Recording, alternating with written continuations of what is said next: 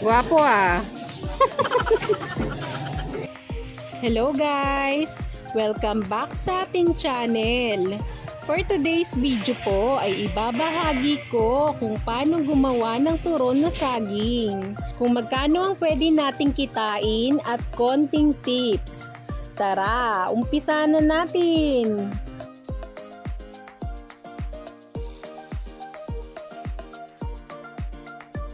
Nandito po tayo sa Commonwealth Market at isa ito sa suki ko ng saging.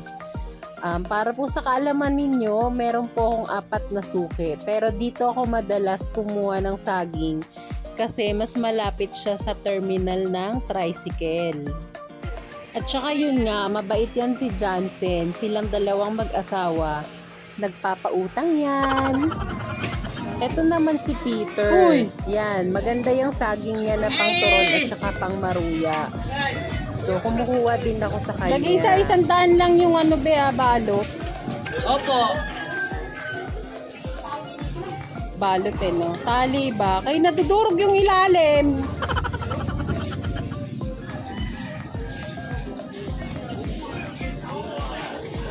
Gwapo ah.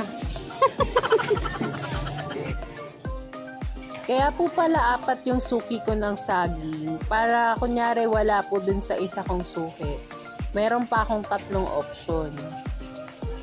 At isa pa po, tulad nyan kanina, yung saging ni Johnson ay pang banana Q. At ito naman kay Peter, pang maruya, turon, at pang saging konyelo. Ayan po, nakita nyo, 30 pesos per kilo yan. Pero kay Peter, 2 lang yan. Wow! Isa yun sa perks kapag may suki ka ng saging. After nating mamili ng saging, dito naman tayo sa lumpia wrapper. Dito po, 8 pesos lang po ang kanilang lumpia wrapper na medium. Sa iba kasi nito, 10 pesos na.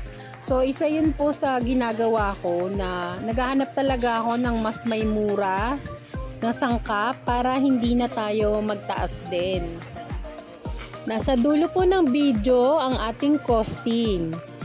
Kung gusto nyo po ng ganitong mga video, please like and subscribe to our YouTube channel. Thank you and God bless! Ito na po ang napamili nating saging. 100 pieces po ito at binabalatan na ni Mama.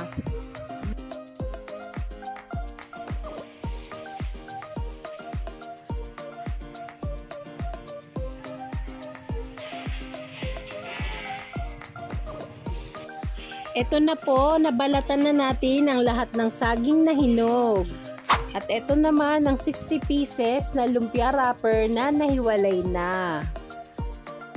Gagamit po tayo ng flour. Kumuha lang po tayo ng 1/2 cup. Tapos po, maglalagay tayo ng konting tubig at hahaluin natin ito.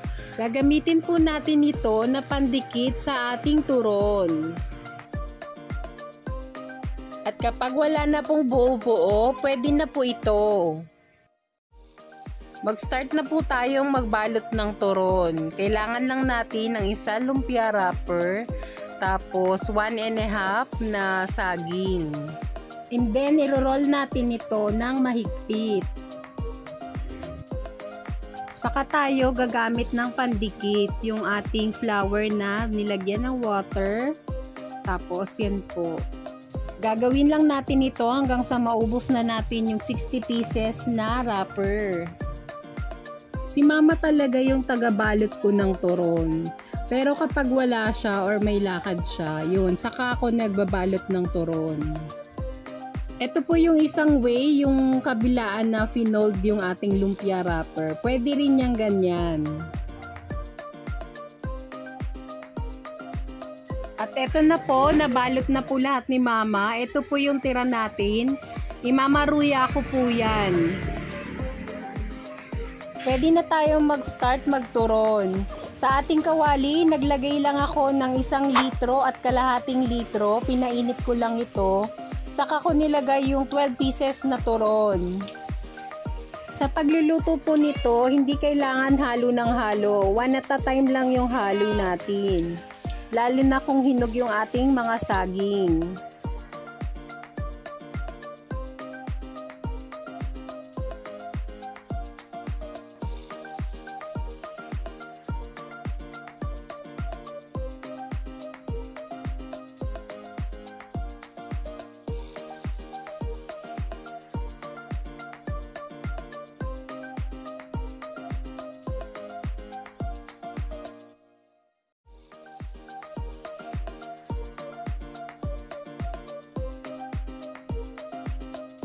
Five minutes po natin muna itong i-fried.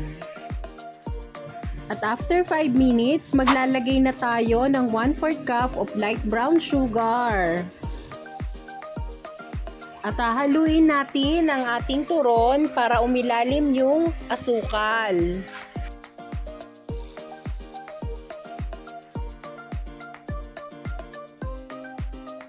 At after 2 minutes po, palagyan na natin hahaluin ito, lalo na kung tunaw na yung sugar, para naman mag-coat ito sa ating turon.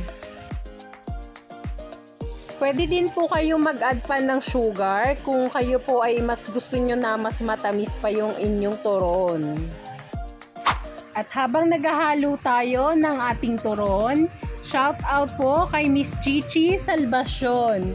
Siya po ang nag-request ng video ito. Maraming salamat!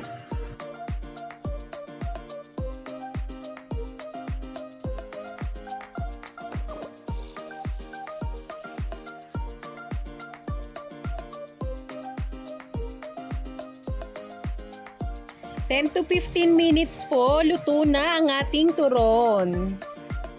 Tips lang po, para po matagal mag-lapse or lumambot yung inyong turon, dapat po ay well done yung pagkakaluto nito. Ang bentahan ko po ng aking turon ay 10 pesos per piece. Ang puhunan ko po ay 5 pesos din. Bali meron tayong tubo na 5 piso. Sana po ay may nakuha kayong idea sa video ito. Please like and subscribe to our YouTube channel. Thank you and God bless! Madalas po na request ng aking mga customer ay mainit na turon. Kaya nagluluto ako ng alas 10 ng umaga, oras po yun ng merienda. Alas 12 at bago mag 3 ng hapon, oras din po yun ng meriendahan. Pero kapag mabenta na, pag nakikita ko na pakonti na lang yung laman ng aking istante, yun naman agad yung niluluto ko. Monitoring lang po.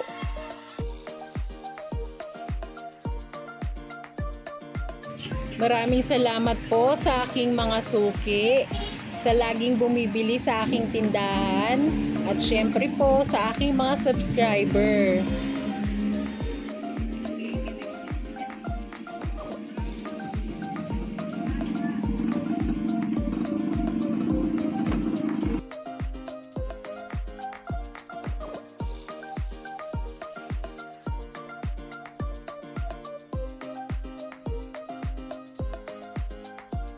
Ayan po, ilalagay na natin sa ating istante. Ito na po ang aking paninda ngayong araw.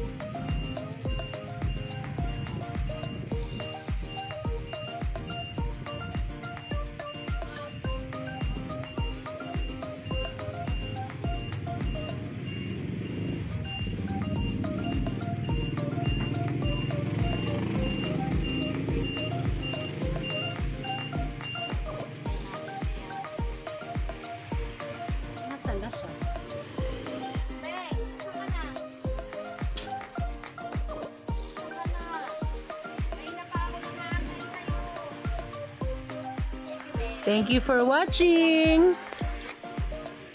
Hello guys! Welcome back sa ating channel. For today's video po ay gagawa tayo ng masarap na merienda. Dalawa daw. Ito po ang turon na may langka. Tara, Ay, may langka umpisahan yan. na natin. May langka pa to. Baka ayaw mo kasi ng langka eh. Kala ko ano, dark chocolate na ano. Hindi, wala naman. Ito po yung mga napamili nating saging. Yung hinog po yung gagawin nating turon. Babalatan na po natin ang ating mga saging. Ito po ay nabili ko lamang ng 2 pesos. Nasa dulo po ng video ang ating costing.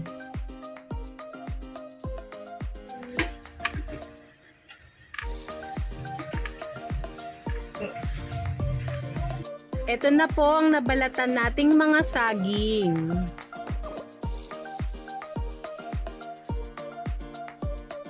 Ito po ang ating langka. Nabili ko po ito ng halagang 80 pesos.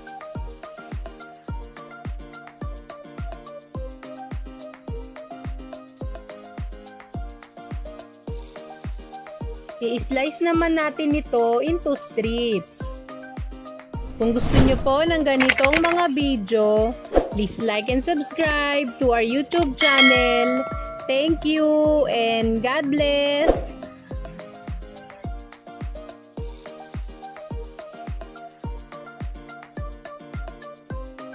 Ito na po ang ating langka. Sa ating mangkok, maglalagay po tayo ng 3 tablespoon ng harina. At lalagyan natin ng konting tubig at hahaluin natin ito. Kapag wala na pong buo-buo, pwede na ito. So ito po yung medium na lumpia wrapper. Nahiwalay na po ito.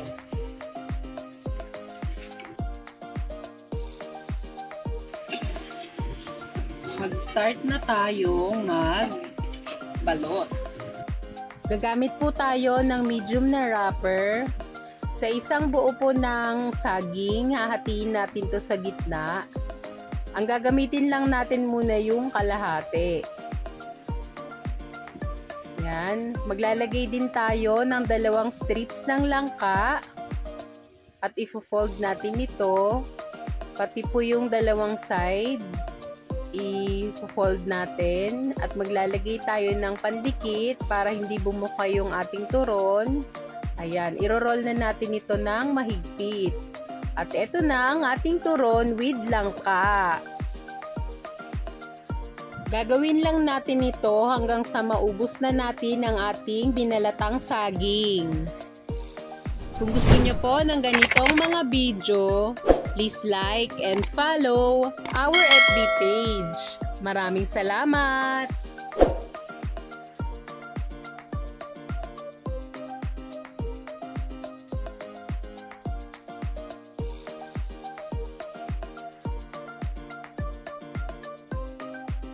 Ito na po ang ating nabalot, 46 pieces.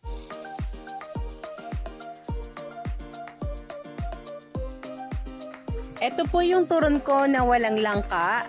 10 pesos per piece po ang bentahan ko nito.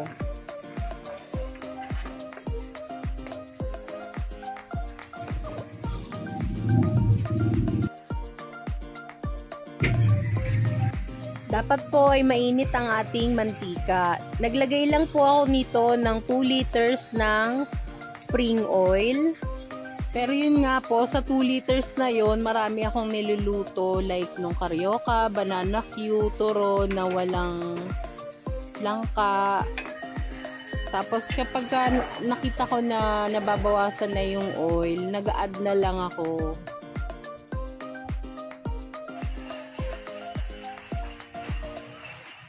Naka-high heat po ang ating apoy.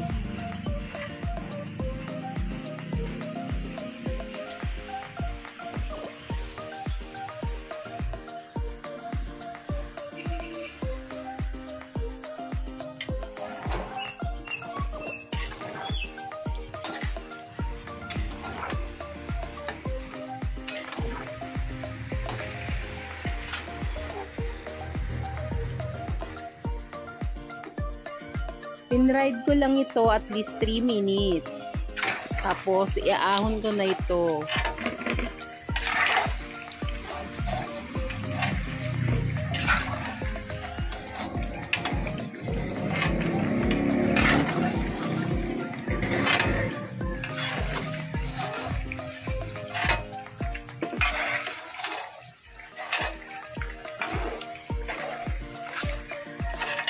Ito na po ang ating turon na wala pang asukal. Sa ating kawali, maglalagay po tayo ng 1/4 cup ng sugar at magdadagdag pa ako ng kalahating cup pa. Tapos, aantayin po natin tong maluto o lumutang yung sugar bago natin ilagay yung ating turon na may langka. Ayan po, lumulutang na yung mga asukal. So, maaari na natin ilagay yung ating turon.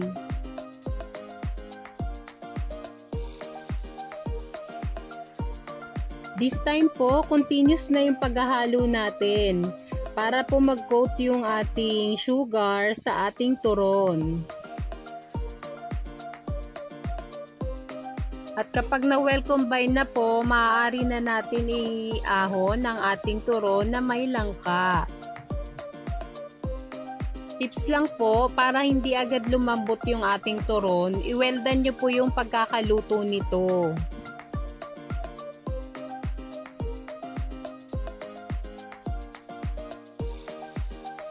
Ito na po yung ating turon, tutuhugin na po natin yan. Pero bago po yan, ilalagay naman natin yung second batch sa ating kawali.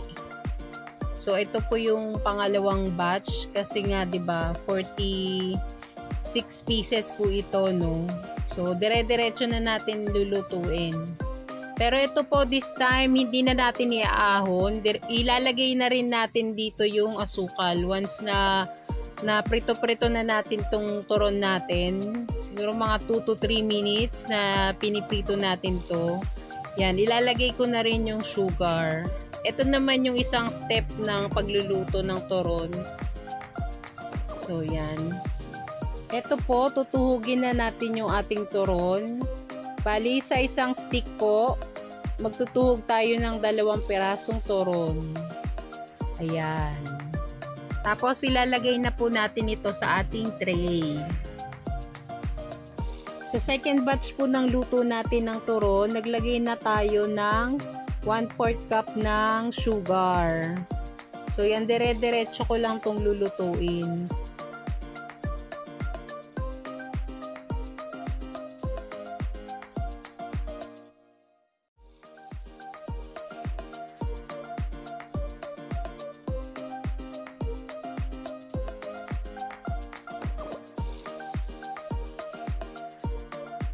Ang cooking time po ng ating turon ay 8 to 10 minutes lamang. Basta malakas po yung apoy.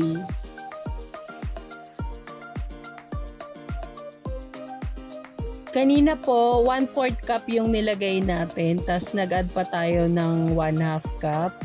So, depende po sa inyo kung gusto nyo na mas matamis yung inyong turon. Kaya binawasan ko po kanina yung measurement ko ng sugar kasi napansin ko na marami naman ng sugar ito, no. Sana po ay may nakuha kayong idea sa video ito. Please like and subscribe to our YouTube channel. Thank you and God bless! Ayan po, kapag natuhog na natin lahat, maaari na natin nilagay sa ating istante. At para po sa ating costing, nag-costing po tayo based sa ating napamili. So, yung ating puhunan po ay 143 pesos. Ang bentahan ko po nito ay 12 pesos per stick. Pero sa inyo po, depende po kung magkano po yung puhunan nyo. Pero pwede rin po itong ibenta ng 15 pesos per stick. Yung nagawa po natin ay 23 pieces. So kung nabenta po natin lahat yon ay 276 pesos po. Tapos ang pwede natin kitain ay 133 pesos po. Kung marami po tayong mabibenta, mas malaki po yung ating kikitain. Sana po ay may nakuha kayong idea sa video ito. Please like and subscribe to our YouTube channel. Thank you and God bless. ASMR. Ano bang previous yan? Dapat eh. Sige, thank you din. Thank you for watching.